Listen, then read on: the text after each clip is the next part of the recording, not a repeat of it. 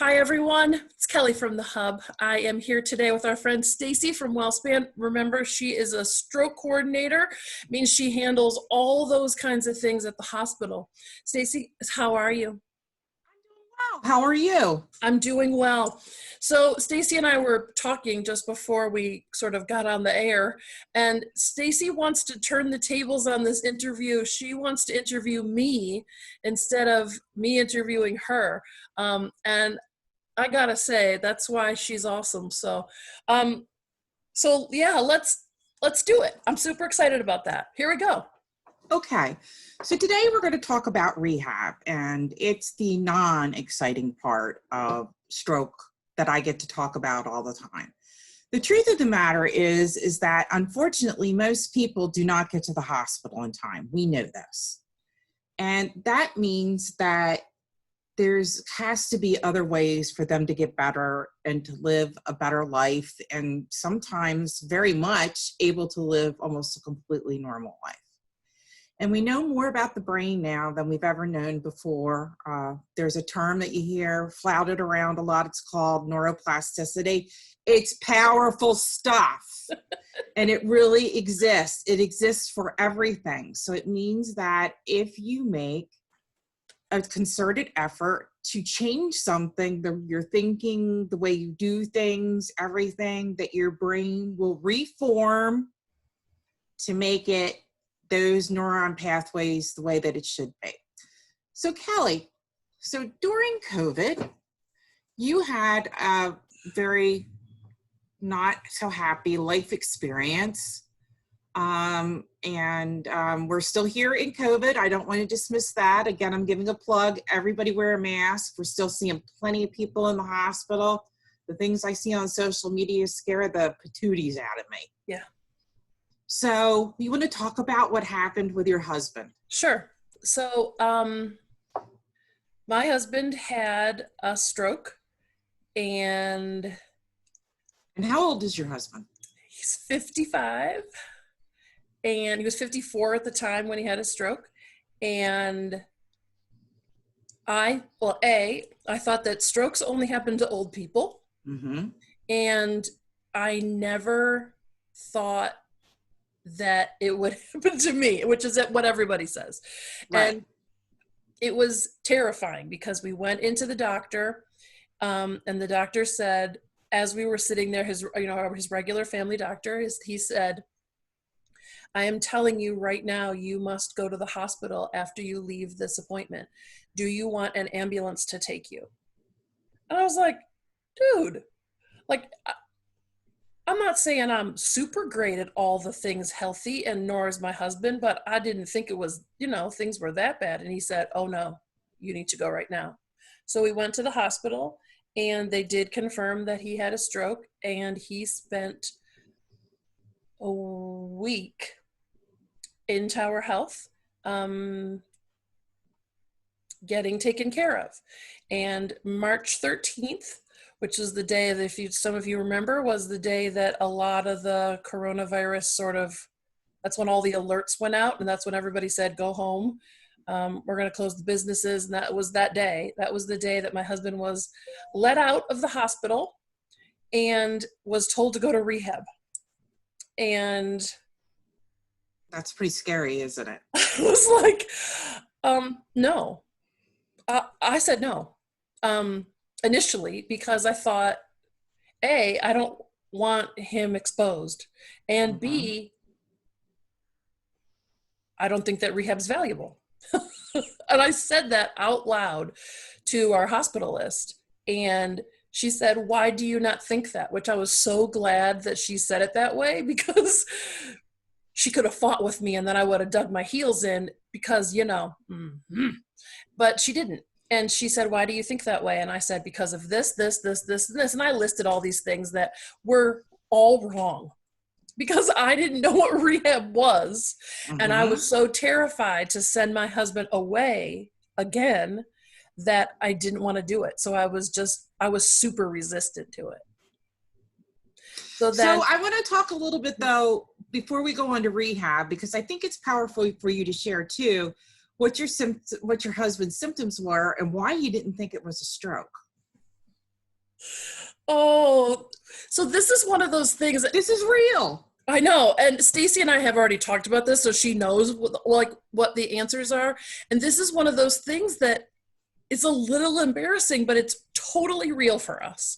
So we were at a Reading Royals hockey game, and my husband loves hockey. I get him hockey tickets every year for Christmas. We were at a hockey game, and he was really not behaving his normal self. It was like he was drunk. So it's a hockey game. He had a beer, I had a beer, but that's it. We both had one beer. We both have regular, I don't know, we have one beer would not normally put him into a place where he would behave that way. So I thought, because we're this age, I didn't think stroke like that. I mean, you know, that old doctor thing. If you hear the sound of the hooves and you hear the sound, it's horses. It's not zebras, man. So just let it be horses. So I'm like, he's being an ass. I thought that my husband was behaving badly because he thought it was funny. And I was not handling it. I was like, why are you being such a jerk? And then there must have been something inside of me, because I would look at him periodically and I would go, look at me. And he would look at me and I would go, smile. Because I know that that's one of the things that you got to look at, because if he's going to smile and his smile is going to go, sideways, that we better do something. Well, his smile was fine. So we were at a hockey game, and then he was like uncomfortable. So by the third period, he's like, I'm just going to go walk around for a little bit. And I said, fine. And he was like limping a little, and like holding his arm, like his one arm wasn't really sort of moving very well. Like it wasn't sort of behaving like as other arm was. And I was like, why are you, so now I'm in the middle of it, right? So I'm like, I'm committed to the fact that he's being a jerk. And I was like, why are you behaving like this? Why? It's a horrible thing to say, but It's not. I thought he was doing that it. stroke is not out in your face a lot of times. Yeah. And you are proving my point that I tell people all the time. People are afraid to come to the hospital because they think we're going to make fun of them, or it's nothing, or anything like that. Not only will that never happen with stroke, the other thing is that the government wants you to get the help that you need in the emergency room.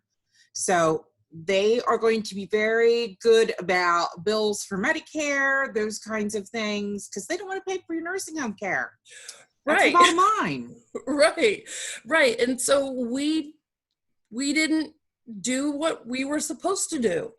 And because I thought he was just being funny and being sort of an ass. And so when we got to the hospital and we went through the whole process, which I will say, everybody was super helpful, but I'm the kind of person that I was worried.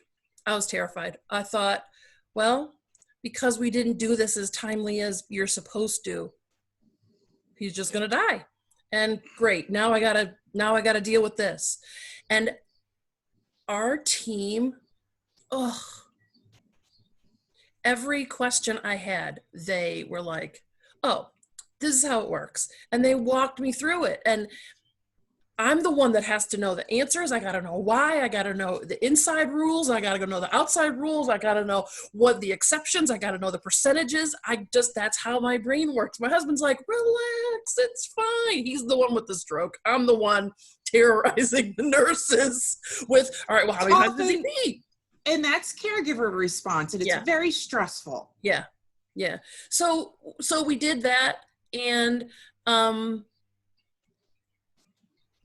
I was still nervous because stroke is...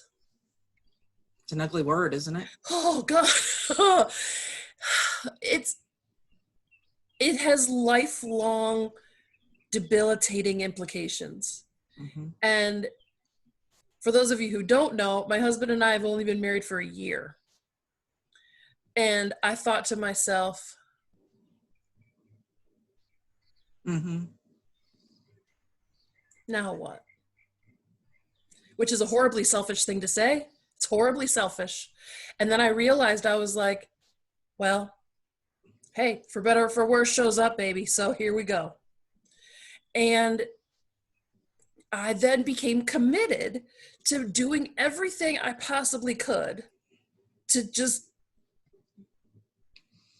fix it. Right. To whatever extent you can. I mean, you know, knowing what you can and cannot do.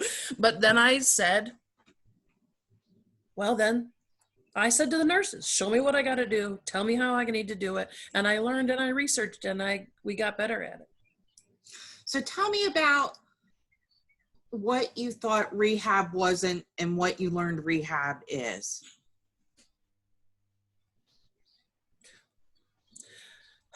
I thought rehab was going to be a waste of time.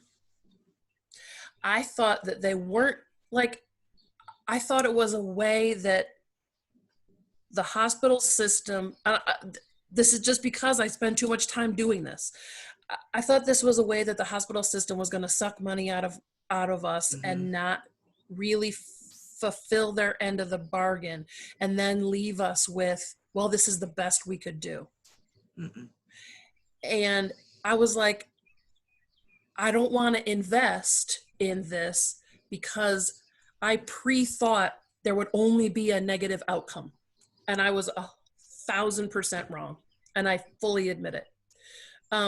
So what it was, so he came in on the 13th, which was a Friday.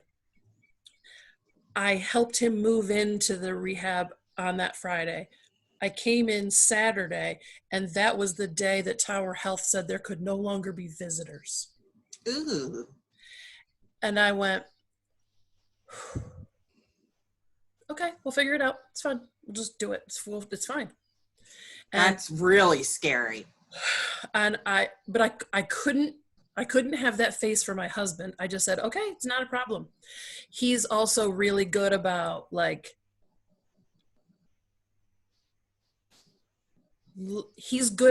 taking pictures and sending me funny things and telling me what's going on. And so we were, like I said, and if you're going to get through this without me, you're going to have to involve me every way you can.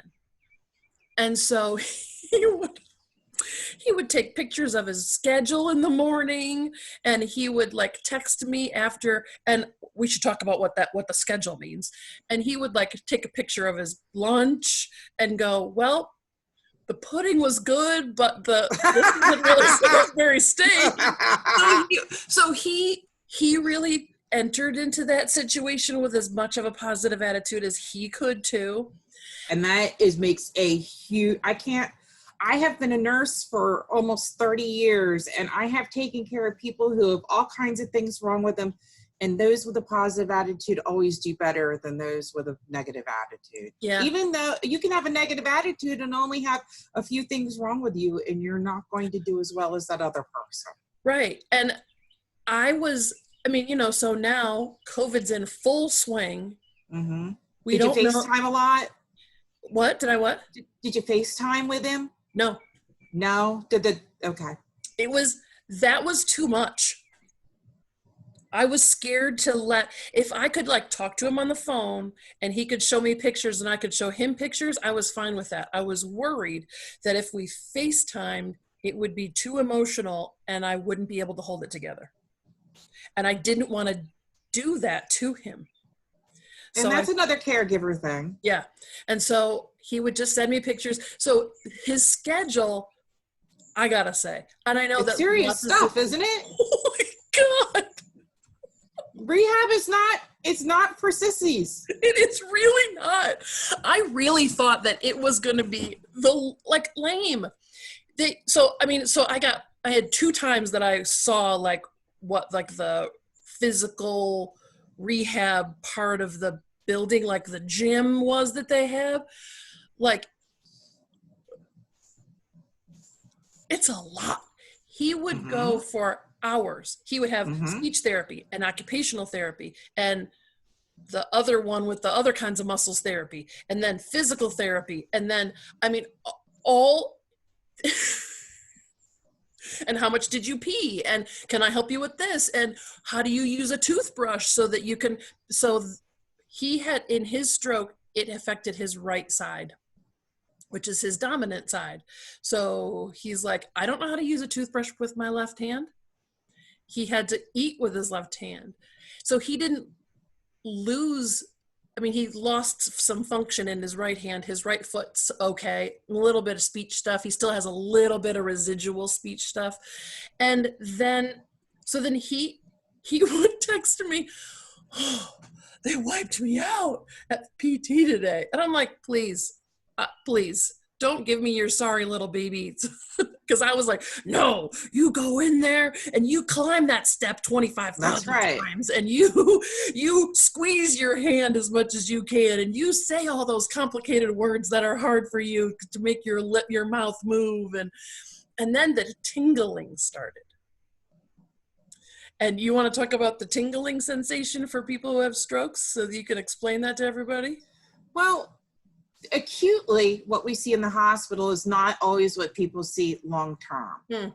So they start to have different symptoms when they're at rehab, and they start to have different symptoms years later. So they can have start to have pain in their arm. They can start to have spasms in their arm or their legs. They can also start to have seizures. It's very common for people 1 or 2 years after their stroke to start to have seizures. Yep. They can also have that numbness and tingling that you're talking about, which is called paresthesia.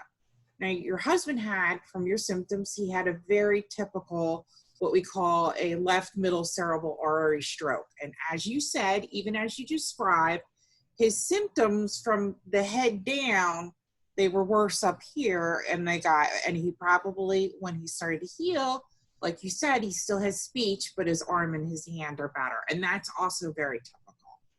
Yeah, So and it was those little symptoms that he didn't know were going to happen. He was like, what the hell is this? and not everybody has them. Everybody's very different because it's your brain. And you could have a stroke here. When I used to be an open heart nurse, I used to tell people their chest pain is like their signature. It'll be the same every single time. But for stroke, you could have a stroke here and literally have a stroke just a little bit over and have two totally different kinds of results. Wow. Yeah. The other thing I want to talk about for everyone else is your husband was lucky to have you to really grow. I think wives and husbands of stroke patients should always be killers. I mean that in a very good way. Yep. I also am glad that he had a great attitude, but a lot of patients, about 1/3 to 1/2 of patients, and I don't know how people are very depressed after a stroke. Yeah. And one of the things that we found is that people who are depressed really, really need antidepressants to do well in therapy. It just helps a lot. Doesn't mean they need to be on antidepressants for the rest of their lives, but they need to get as much as they can out of that therapy. Yeah. So when did he start to tell you that he could really tell that he was doing things differently and things were going better? And absolutely during rehab. So the progressions in his hand from being able to do nothing to even being able to move his hand that much, every time he improved, I couldn't be more of a cheerleader. I was like, you couldn't do that 2 weeks ago. And I remember seeing him after when I picked him up, and he looked at me, and the first thing he did was go and like closed his whole hand. And I was like, holy, all the expletives. It changed you. You couldn't do any of that before rehab. He had no limp when he came out of rehab. His speech was great after he left rehab. And I was like, I looked at his like main nurse that he had the whole time, and I was like, girl, I don't know what is in the water here, but you guys made it work. I mean, and they did. They worked his butt off. And it was, if you think that rehab is dumb, you have no idea what it is. So one of the reasons that I wanted her to share her story is because she's been through it. The other reason I wanted to share her story is because I am such a huge I just love rehab. I think it's the biggest gift that a stroke patient can get. And sometimes people think about things other than what kind of care. They don't understand, like Kelly was just talking about, and they think it's okay for the patient, their loved one, to go to the nearest nursing home in the SNF and get a couple hours rehab there and there. Yeah, If no. you qualify for the gift of rehab, because that's exactly what it is, it's a gift, then you need to do that. Yeah. Even here, she's describing a situation during COVID where she couldn't visit at all. And she got through, and her husband got through, and her husband came home a whole lot better. Mm-hmm. So I really feel there's a difference, because she talked about the schedule. The schedule makes all the difference in the world. It's the hours. So this also, I don't want to make anybody think that your 96-year-old great-grandmother is probably going to qualify for rehab. She would probably do better in a SNF, where it's a skilled nursing facility, where it's a little easier. Yeah. But for anybody who actually qualifies for rehab, please try it. Please go. It's the rest of your life. It really is, because now because he showed progress in rehab, he now knows he will have progress outside of rehab. And Right. It's weird, because it feels like simultaneously, and a lot of people who go through, big traumatic experiences, it simultaneously feels like it was yesterday and forever ago that this happened. And we talk about still, I mean, his hand isn't perfect now, but he can point, he can hold, okay, this might not sound like a big deal, but he can hold his fingers with his thumb and point at me now, which is a huge deal from just being able to open and close his fist, because now he has a lot more dexterity. And so I still celebrate every single thing that gets better. He couldn't do this to me. And so I'm like, you point at me all you want. You want to show me several other fingers on your hand that you want to point at me? Point at me. Because I want him to get excited about doing it. Exactly. And actually, Stacy and I were talking. He's got this little like packing styrofoam that's black, and it's like a square. So it's like the heaviness of a pool noodle, but it's like a big square, like a big Rice Krispie treat size. And he literally carries it around every day, all day, in his hand. So like you would a stress ball or something like that, so that he can constantly be literally reconnecting those nerves and muscles and pathways and all those things, so that he's always doing it. And when we first got home from the rehab, I was like, seriously, is that like your little pacifier? Like I was teasing him a little, like, you carrying that around with you everywhere you go. And now I'm like, oh, do you have your thing? I need to make sure you have your thing. Like if we go in the car, he has his thing, because he doesn't want to have any idle time, because he knows he has to constantly be working at it. So for all of you who are in the middle of that moment, there's hope. But reach out to someone, and just, you got to open up your emotions to people so that you can let yourself work it through. Mm-hmm. And that, no, I mean, seriously, and if you find somebody like Stacy, you should hang on, because they're going to be the ones that help the most. Yeah. Yeah. And I think one of the things that you talked about, which is unfortunate, is the people who are most at high risk for having had a stroke. Kelly's making me cry a little bit. So is that, unfortunately, you're at the highest risk of having had another stroke. Yep. So you can't give up. You have to keep on trying. I have a lot of, I hear a lot from patients when it comes to rehab and things. Well, older patients, that they just don't want to do anything and they want to let people care for them for the rest of their lives, or they want to die. And, you know, you need to go to rehab because stroke won't kill you. It'll just keep on making you miserable. Right. And, you know, he's a vibrant, cool, fun, hardworking guy. And what did you just say? You said, what's magic words in Lancaster County? You said he was hardworking. Hardworking, absolutely. And I couldn't see him be debilitated, nor could he see himself be debilitated. And he might never be 100%, but I am super satisfied with him working to get 1%, 1%, 1%, 1%, 1%. Because they do all add up. Yeah, it really does. It really does. And so, and you know, I mean, he's a guy like a lot of super guys out there. He loves tools, he loves working with his hands, and he loves doing all that kind of stuff. So that makes things a little harder. But I flipped that all around with him and I said, well, this is a perfect opportunity for me to help you do that stuff. I'll hold this piece of wood, or you show me how to use the saw so that I can do it so you don't have to worry about that part and you can do another part. And so you got to always try to find the silver lining, man. And so so now I can do some of that stuff with him instead of just him doing that stuff alone, which I think sometimes he's like, get out, lady. But I think that, you know, on the other times it's good for us. It's good for us.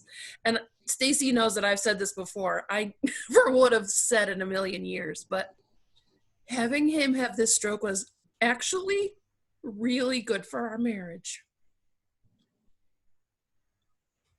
Sometimes that happens. It really does. I mean, nobody wants to have a stroke. No. And I don't want anybody to have a stroke. But it's not all hell. Yeah. You can see the other side. Yeah. Well, I want to thank you for sharing your story with us today. It took a lot of bravery to do that. Yeah, I didn't expect to. And I think that your story could help a lot of people. Yeah. It's real. You're a real person. You're not some celebrity who's telling your story. Right. It's just very powerful. Thank you so much. Absolutely. Thank you for asking me. This was, it's good to be able to share it because we can help other people in that moment. Exactly. Yeah. Yeah. Oh, thank you so much. This was really awesome. See you guys next week. Great. Thanks, everybody.